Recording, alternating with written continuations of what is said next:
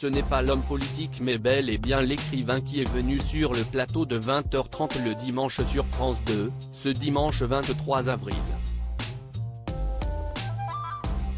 Le ministre de l'économie était l'invité de Laurent Delahousse pour parler de son nouveau roman Fugue américaine, à paraître le 27 avril prochain aux éditions Gallimard.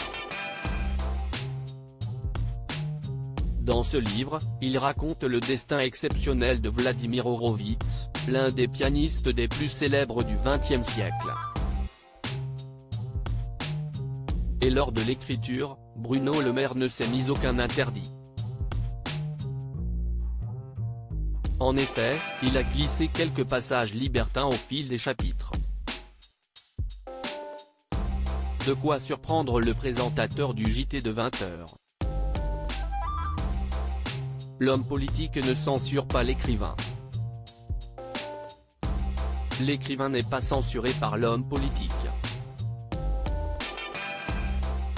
On le voit encore une fois, un ministre n'a pas à masquer ses aspirations érotiques dans un livre comme celui-ci, lui a-t-il demandé. Ce à quoi a répondu catégorique l'intéressé, non. Il y a des passages érotiques, des passages de sensualité. Parce que la sensualité fait partie de notre vie et que dans le roman vous n'avez pas ces limites que vous pouvez avoir dans un récit politique. À travers toute cette sensualité, présente dans certains passages, le mari de Pauline Dussault de Basignan a voulu retranscrire toute l'atmosphère très particulière de la Havane, Cuba, note de la rédaction, la chaleur, la moiteur, la sensualité. Dans son nouveau livre, Bruno Le Maire a laissé une place fondamentale aux femmes. Il y a beaucoup de portraits de femmes très fortes qui ont tenu un certain nombre de personnes autour d'elles. Ce sont peut-être elles qui occupent la première place dans le roman, a-t-il conclu. Une écriture sans filtre et sensuelle qu'assume pleinement Bruno Le Maire. Supérieur à découvrir les ministres du gouvernement borgny Bruno Le Maire, cette confidence osée sur sa femme dans un précédent livre en 2004, Bruno Le Maire s'est retrouvé dans un grand nombre de librairies avec son livre Le Ministre, paru aux éditions Grasset.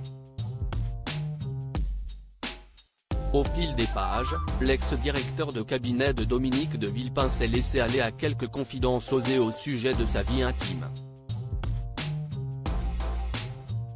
Celui qui est devenu l'un des piliers de la Macronie s'est emparé de sa plume pour raconter un moment teinté de sensualité avec son épouse l'artiste peintre Pauline Dussault de Basignan. Je me laissais envahir par la chaleur du bain, la lumière de la lagune qui venait flotter sur les glaces de la porte, le savon de thé vert, et la main de Pauline qui me caressait doucement le sexe. A-t-il écrit.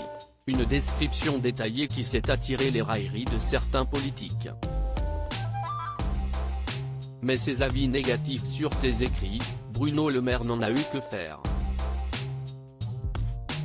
Il avait d'ailleurs remercié Hervé Mariton, le maire de Cré, dans la Drôme, de lui faire de la publicité, sur le plateau de LCI.